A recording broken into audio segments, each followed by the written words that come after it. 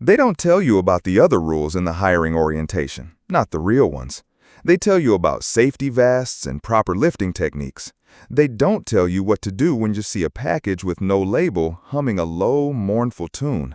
They don't tell you who a level 10 is or why their arrival sends a silent, terrified ripple through a 1,000-person workforce. And they most certainly don't tell you about the things that crawl in the shadows of the shelves, the things we pretend not to see. My name is Alex, and I work at an Amazon warehouse, and I'm breaking the most important rule of all right now. I'm telling you. The fluorescent lights of the Zenith 9 Fulfillment Center hummed a monotonous, soul-crushing tune, a constant soundtrack to the ballet of cardboard and plastic. It was my 3rd month here, and the initial awe at the sheer scale of the place had long since curdled into a kind of dull dread. The shelves, stretching up into a man-made twilight, seemed less like storage and more like the skeletal remains of some gargantuan metallic beast. We, the associates, were the maggots crawling through its ribs, picking it clean. My job was simple: stour. I took items from a mobile cart, everything from scented candles to industrial-grade lubricant, and scanned them into the seemingly infinite honeycomb of pods. The scanner in my hand was an extension of my arm, its cheerful beep a constant Pavlovian affirmation that I was doing my job. Beep, a 6-pack of protein bars. Beep, a children's book with a smiling cartoon sun on the cover. Beep, a single antique-looking silver locket, cold to the touch. It was during one of these lulls, a rare moment of silence between the cacophony of conveyor belts, that I first encountered one of the real rules. My scanner, a Zebra TC52, suddenly vibrated, but it wasn't the familiar haptic buzz of a successful scan. This was a deeper, more insistent thrum, and the screen flashed a color I'd never seen before, a deep royal purple. The text that appeared was stark and simple. Rule 1. If your scanner vibrates and displays a purple screen, cease all activity. Stand perfectly still. Do not look up. Do not acknowledge any sounds you may hear. The vibration will cease when the event is over. Normal operations will resume. I froze, my hand hovering over a box of diapers. My heart hammered against my ribs, a frantic bird trapped in a cage of bone. A bead of sweat trickled down my temple, stinging my eye. What event? What sounds? The silence in the warehouse was suddenly profound, a heavy blanket smothering the usual industrial hum. It was a listening silence, and I felt with a primal certainty that something was listening back. Then I heard it, a soft, wet, dragging sound from the aisle to my left. It was rhythmic, a shushing, slithering noise that made the hairs on my arms stand on end. It was accompanied by a faint, cloying smell, like overripe fruit and damp earth. I squeezed my eyes shut, my knuckles white as I gripped the scanner. Do not look up. Do not acknowledge. The words from the screen screamed in my mind. The dragging sound grew louder, closer. It was moving past my aisle now. I could feel a subtle shift in the air, a cold draft that had no right to exist in the climate-controlled warehouse. My breath hitched in my throat. I wanted to run, to scream, to do anything but stand there, a statue of terrified obedience. But the purple screen held me captive, a silent, unblinking sentinel. Then, as suddenly as it began, it was over. The dragging sound faded into the vastness of the warehouse, the cloying smell dissipated, and after a moment that stretched into an eternity, my scanner gave a final gentle pulse and returned to its familiar blue interface. The ambient noise of the facility rushed back in, the conveyor belts, the distant beeps, the low murmur of 1,000 people working. It was as if nothing had happened. My hands were shaking so violently I could barely hold the scanner. I took a deep, shuddering breath, the conditioned air tasting metallic and thin. I glanced at the old-timer working in the adjacent aisle, a grizzled man named Sal who had the perpetually weary look of someone who had seen too much. He was methodically stowing items, his face a mask of indifference. But as he turned, his eyes met mine for a fleeting second, and in their depths I saw a flicker of the same terror that was coursing through my veins. He gave a barely perceptible shake of his head, a silent warning. We don't talk about it. That was my initiation. In the weeks that followed, I learned to recognize the subtle cues that preceded a purple event. A sudden drop in temperature, a flicker of the overhead lights, a specific low-frequency hum that seemed to vibrate in your bones, and I learned to obey. We all did. It was a silent, unspoken pact of survival. But the purple events were just the beginning. There were other rules, other anomalies that chipped away at the fragile veneer of normalcy. Rule number 2. If you encounter a package with no shipping label, no barcode, and no discernible markings, do not touch it. Report it to your area manager. Use the phrase, "We have a blind item." Do not, under any circumstances, mention its contents, even if you can guess what they are. I first encountered a blind item a month later. It was a small wooden box, exquisitely carved with intricate, swirling patterns that seemed to shift and writhe in my peripheral vision. It was nestled between a case of motor oil and a box of neon pink Crocs. It radiated a faint warmth, and I could hear a soft, rhythmic ticking coming from within, like a tiny, perfectly crafted clockwork heart. I remembered the rule.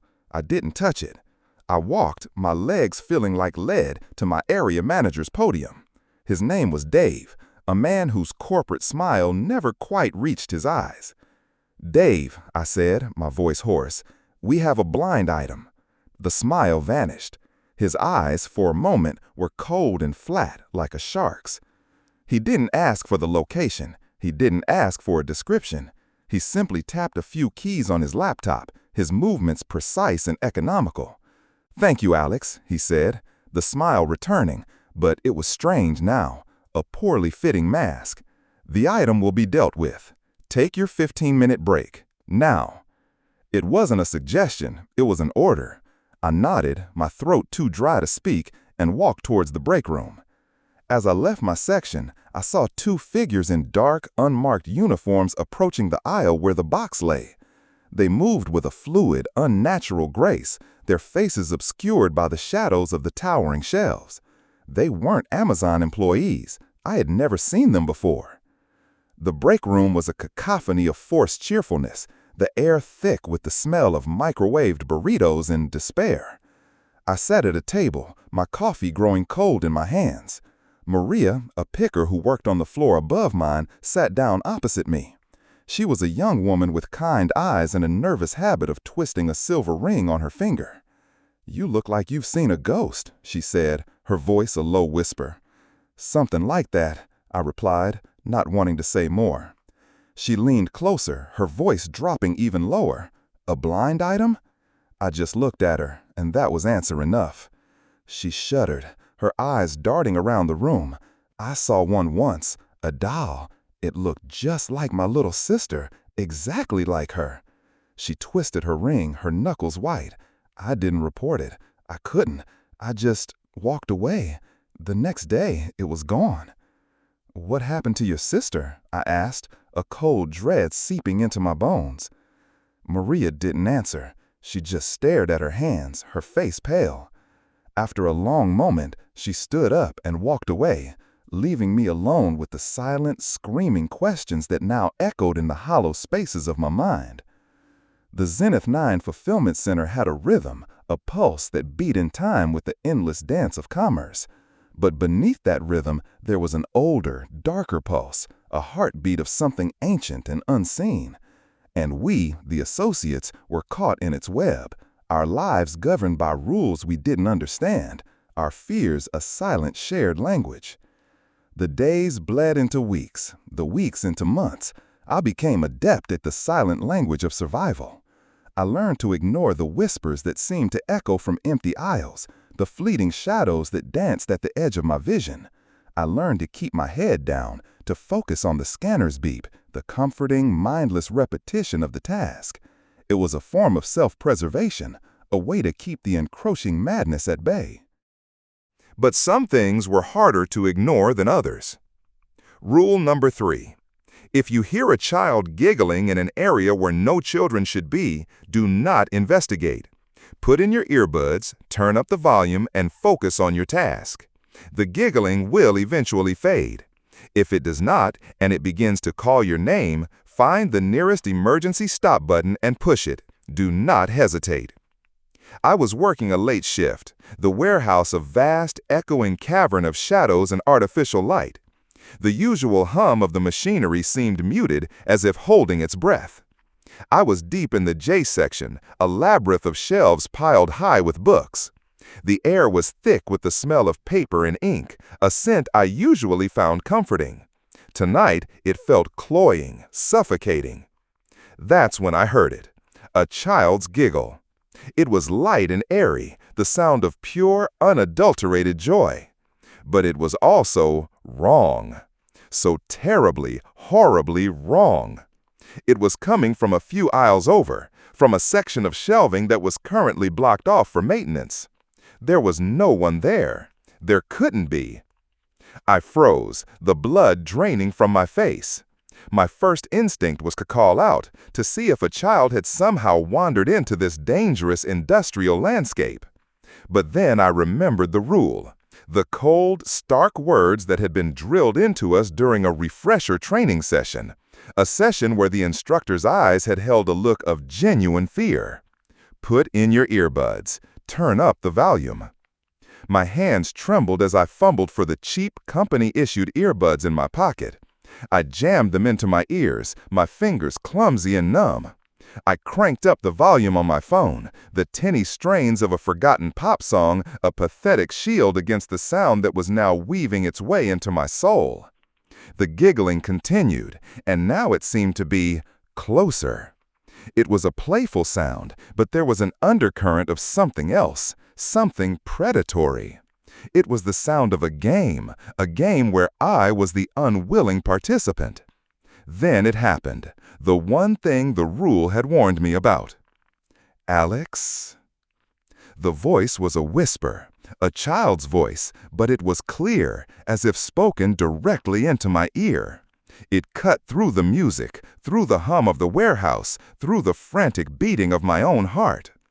Alex, come and play. Panic, cold and absolute, seized me. I dropped my scanner, the plastic clattering against the concrete floor. The emergency stop button, the big, red, mushroom-shaped button on the pillar at the end of the aisle.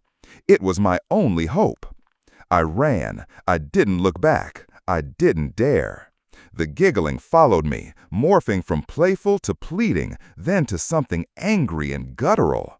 It was a sound that scraped at the inside of my skull, a sound that promised a pain beyond imagining.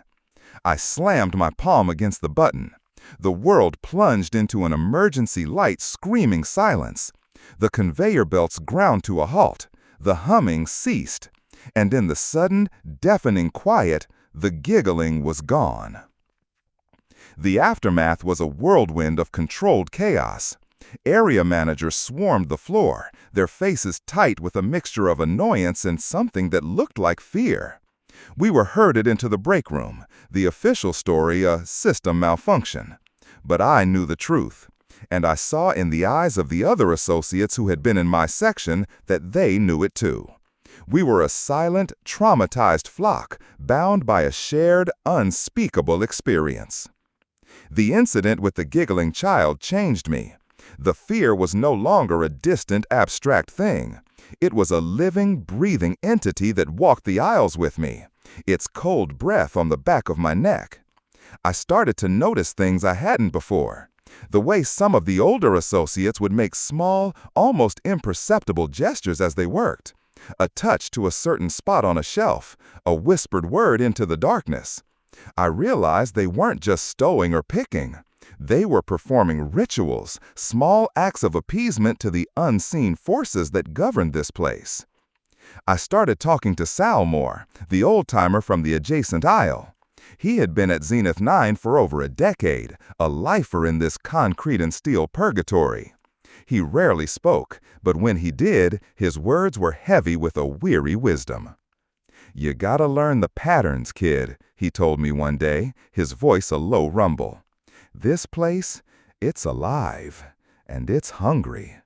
You gotta know what it wants, and you gotta know what to give it." "What does it want?" I asked, my voice barely a whisper. Sal looked at me, his eyes old and sad. It wants what it's always wanted. A little bit of you, a little bit of your time, a little bit of your sanity. And sometimes, it wants more. He told me about the level 10s, the figures I had seen after the blind item incident. He said they were the cleaners, the ones who came when the rules were broken, or when the warehouse's hunger grew too strong. He told me about the associates who had simply vanished. One day they were there, their names on the schedule, their lockers filled with their meager belongings. The next, they were gone, their existence scrubbed from the records, their absence a silent, terrifying warning to the rest of us. The human cost of Zenith 9 was a ledger written in whispers and fearful glances. It was in the haunted look of Maria, who never spoke of her sister again. It was in the trembling hands of a young man who had spent too long in the frozen section and swore he saw something moving in the ice. It was in the quiet desperation of a single mother who worked double shifts, her exhaustion a palpable aura, her fear for her children a constant gnawing ache. We were all trapped, not just by the economic necessity that had driven us to this place, but by the secrets it held. To leave was to invite a different kind of danger. Sal had told me about a picker who had quit, unable to take the constant low-level terror. A week later, he was found in his apartment, dead. The official cause was a heart attack, but the rumor on the warehouse floor was that his body was covered in strange, intricate carvings, the same patterns I had seen on the blind item box. The warehouse was a living entity, and it didn't like to let go. The strange rules were not just a set of arbitrary regulations. They were a catechism of survival, a series of rituals designed to appease the ancient, hungry thing that slumbered beneath the concrete floor of the Zenith 9 Fulfillment Center. And I was learning them, one terrifying lesson at a time. The human emotions in the warehouse were a symphony of quiet desperation. The hope for a better life that had brought us here had been ground down into a numb, day-to-day struggle for survival. The camaraderie between us was not one of friendship, but of shared trauma. We were soldiers in a silent, unseen war, and the warehouse was our battlefield. My human touch, my empathy, was a liability in this place. I cared about Maria and her silent grief. I worried about the young man in the frozen section. I felt a pang of pity for Dave, our area manager, who was just as trapped as the rest of us, his corporate smile a shield against the same fear that gnawed at our insides. This empathy, this connection to the humanity of the people around me, made the horrors of this place all the more real, all the more unbearable. But it was also the only thing that kept me from becoming a mindless drone, a cog in the machine. It was the flicker of defiance in the face of the encroaching darkness, and I would need every ounce of that defiance for what was to come, because the rules were getting stranger, the events more frequent, and I had a growing, terrifying suspicion that the warehouse was starting to take a personal interest in me. The whispers in the dark were starting to sound more and more like my name. And I was beginning to understand that the most important rule of all was the one that was never spoken, the one that was written in the cold, hard language of fear. You don't break the rules, not if you want to live. And I was about to break another one, a big one, because I was starting to look for answers, and in a place like Zenith 9, answers were a commodity more dangerous than any blind item. The first part of my journey into the heart of the warehouse was over. The second part, I feared, would be a descent into a darkness from which there might be no return. The late autumn sun cast long, skeletal shadows across the sprawling parking lot of the Zenith 9 Fulfillment Center. The air had a crisp, biting edge to it, a prelude to the coming winter. Inside, the climate-controlled air was, as always, stale and recycled, tasting of plastic and faintly of ozone. I had been at Zenith 9 for nearly a year now, and the place had carved its initials into my soul. The initial terror had subsided into a low, constant thrum of anxiety, a background noise to my life. I had learned to live with the rules, with the whispers and the shadows. I had learned to keep my head down, to do my job, to survive. But survival wasn't enough anymore, not after what happened to Sal. He had been on the verge of retirement, a mere 2 weeks away from escaping this concrete prison. He was more relaxed than I'd ever seen him, a genuine smile occasionally gracing his tired face. He was making plans, talking about moving to a small town by the sea, about buying a boat. He was tasting freedom. And then, one night, he broke a rule. A new one we hadn't encountered before. It appeared on our scanners as we were working the graveyard shift, the warehouse a vast, silent ocean of shadows. Rule number 7. At 3:33 a.m., all associates must face the nearest emergency exit for 60 seconds. Do not turn around, do not speak, do not acknowledge the sound of the bells. The alert was different this time, not the purple of a standard event, but a deep blood red. The air grew heavy, thick with an almost tangible sense of anticipation. At precisely 3:33 a.m., a low, resonant tolling began to echo through the warehouse. It was a sound that seemed to come from everywhere and nowhere at once, a sound that vibrated in your bones, in your teeth. I turned to face the emergency exit, my heart pounding in time with the tolling bells. My eyes were fixed on the glowing green sign above the door, a beacon in the oppressive darkness. The rest of the associates in my section did the same, a silent, synchronized movement of terrified obedience. All except Sal. I saw him out of the corner of my eye. He was standing in the middle of the aisle, his back to the emergency exit. He was facing into the deep, shadowy maw of the shelving, a look of grim defiance on his face. He was not going to play their game anymore. He was so close to being free. The tolling of the bells grew louder, more insistent. A cold wind whipped through the aisle, carrying with it the scent of rust and decay. I wanted to scream at Sal, to tell him to turn around, to just do what they wanted. But the rule held me in its icy grip. Do not speak, do not acknowledge. Then the lights in the warehouse flickered and died, plunging us into absolute blackness. The only light was the eerie green glow of the emergency exit signs. And in that terrifying, profound darkness, I heard a sound that will haunt me until the day I die. It was a chorus of whispers, 1,000 voices speaking in a language that was ancient and full of malice. And then, a single piercing scream, Sal's scream. It was cut short, as if a hand had been clamped over his mouth. The whispers rose to a fever pitch, then faded away. The tolling of the bells stopped, and after a moment that stretched into an eternity, the lights flickered back on. The aisle where Sal had been standing was empty. His scanner lay on the floor, its screen shattered. Of Sal, there was no trace. He was gone, vanished. Another victim of the warehouse's insatiable appetite. The official story was that Sal had quit, that he had walked out in the middle of his shift. His locker was cleaned out, his name removed from the schedule. It was as if he had never existed. But we knew. We all knew. We had heard his scream. We had felt the cold, malevolent presence that had taken him. Sal's death, his sacrifice, was the catalyst. The fear that had held me in its thrall for so long was replaced by a cold, burning anger. I was done being a passive victim. I was done playing by their rules.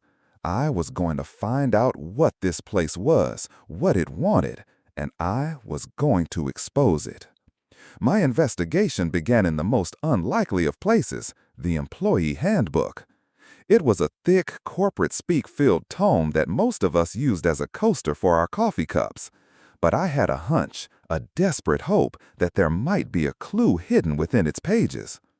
I spent my breaks in the library, a small, dusty room that no one ever used, poring over the handbook, the company's history, the blueprints of the Zenith 9 facility. And I found something, a discrepancy. The Zenith 9 Fulfillment Center was built on a piece of land that had been purchased from a private trust. The records of the trust were sealed, but I found a single cryptic reference to its name, the Aethelred Trust.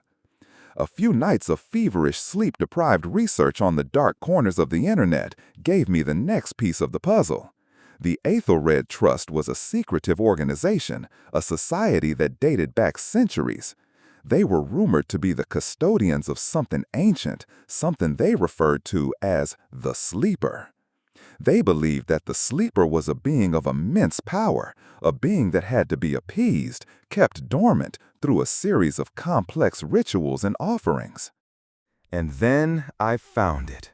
A faded black and white photograph of the groundbreaking ceremony for the Zenith 9 Fulfillment Center. Standing alongside the smiling, suit-clad Amazon executives was a group of men in dark, severe-looking attire. Their faces were grim, their eyes cold, and on their lapels they wore a pin, a small silver pin in the shape of a swirling, intricate pattern, the same pattern I had seen on the blind item box.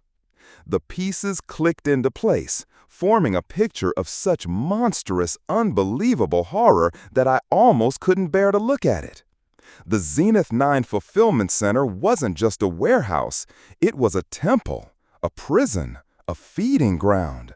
The Sleeper was here, beneath our feet, and we, the associates, were a part of the ritual, our mindless, repetitive tasks a form of worship, our fear a source of nourishment. The blind items, the purple events, the rules, they were all part of the elaborate centuries-old ceremony to keep the Sleeper dormant. And the level 10s, the Aethelred Trust, they were the priests, the wardens of this unholy place. I knew I was on borrowed time. The warehouse, the Sleeper, it knew I was digging. The anomalies were becoming more frequent, more personal. I would find items in my stowing cart that were from my own past, a tattered copy of my favorite childhood book, a photograph of my parents, a single silver locket that my grandmother had given me, the same locket I had stowed months ago. The warehouse was showing me that it knew me, that it could touch my life, my memories. It was a threat, a promise of what it could take from me. The giggling child had returned, its whispers now a constant, taunting presence at the edge of my hearing. The shadows in the aisles seemed to coalesce into monstrous, shifting shapes. I was being hunted. I confided in Maria, the picker who had seen the doll that looked like her sister. Her initial reaction was one of terror, of disbelief. But as I laid out the evidence I had found, the information about the Aethelred Trust, the photograph, the shared experiences of the other associates, her fear gave way to a grim, steely resolve. Her sister had been taken by this place in a way that was more profound than a simple blind item. The warehouse had stolen her image, her essence, and Maria wanted justice. She wanted revenge. We knew we couldn't go to the authorities. Who would believe us? We would be dismissed as disgruntled employees, as delusional. We had to fight this from the inside. We had to find a way to expose the Aethelred Trust, to break their hold on this place. Our plan was desperate, reckless, and probably suicidal. The warehouse, the Sleeper, was powered by the fear, the obedience, the ritualistic labor of its thousands of associates. We had to disrupt the ritual. We had to break the rules, all of them, at once. We started subtly, planting seeds of doubt, of defiance among the other associates. We spoke of Saul, of his courage, of his defiance. We shared our own experiences, our own fears. We found others who were willing to listen, who were tired of living in fear. A small, secret rebellion was fomenting in the heart of the beast. The night of the planned disruption, the air in the warehouse was thick with an almost unbearable tension. It was the night of a level 10 visit, a night when the priests of the Sleeper would be in attendance. We knew the risks. We knew that we were probably marching to our deaths. But we were done being afraid. The signal was the 3:33 a.m. bell, the sound that had taken Saul from us. But this time, It would be a signal of our defiance. The bells began to toll, the sound a funeral dirge for the old order. And as one, we turned. But we didn't face the emergency exits. We faced the center of the warehouse, the heart of the facility, the place where the energy of the sleeper was the strongest. And we stood silent. We didn't obey. The reaction was immediate, and it was terrifying. The lights flickered and died, plunging us into a darkness that was deeper, more profound than ever before. The temperature dropped, a bone-chilling cold that seemed to emanate from the floor itself. A low, guttural growl echoed through the warehouse, the sound of a slumbering beast being rudely awakened. The level 10s, the priests of the Ethelred Trust, appeared as if from nowhere, their dark forms silhouetted against the green glow of the emergency exit signs. They moved with an unnatural speed, their faces contorted in masks of rage and fear. But we stood our ground. We were 1,000 strong, a silent army of defiance. We had broken the ritual. We had starved the beast of its nourishment. The warehouse began to tear itself apart. The shelves swayed and collapsed, raining down a torrent of cardboard and plastic. The conveyor belts buckled and snapped, the sound of tortured metal screaming in the darkness. The floor beneath our feet cracked, a web of fissures spreading out from the center of the facility. A foul, noxious gas began to rise from the cracks, the breath of the sleeper itself. I saw Maria, her face a mixture of terror and triumph, as she smashed a blind item, a beautifully crafted but strangely sinister-looking music box, against a concrete pillar. The music box shattered, and a sound like 1,000 tortured souls screaming in unison erupted from it. It was chaos, it was madness, it was beautiful. I don't know how we survived. I remember being dragged out of the collapsing building by a fellow associate, the roar of the dying beast echoing in my ears. I remember the flashing lights of fire trucks and ambulances, the shouts of bewildered emergency responders. The Zenith 9 Fulfillment Center was a smoldering ruin. The official story was a gas leak, a catastrophic industrial accident. But we knew the truth. We had faced the monster in its lair, and we had won. In the aftermath, the Ethelred Trust, exposed and weakened, was forced to retreat into the shadows. The story of the haunted Amazon warehouse became a legend, a creepypasta whispered on the internet, the truth hidden beneath a veneer of fiction. But we, the survivors, we knew.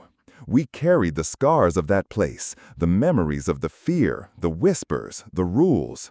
We had faced the darkness, and we had found our own light, our own strength in the shared humanity that the warehouse had tried so hard to extinguish. I don't work at an Amazon warehouse anymore. None of us do. We are scattered now, living our lives, trying to forget. But sometimes, in the dead of night, I can still hear the faint, distant tolling of a bell. And I remember the rules, and I remember the price of breaking them. And I remember the faces of the people I fought alongside, the quiet heroes of the Zenith 9 Fulfillment Center. We went into that place as individuals, as cogs in a machine. But we came out as something more.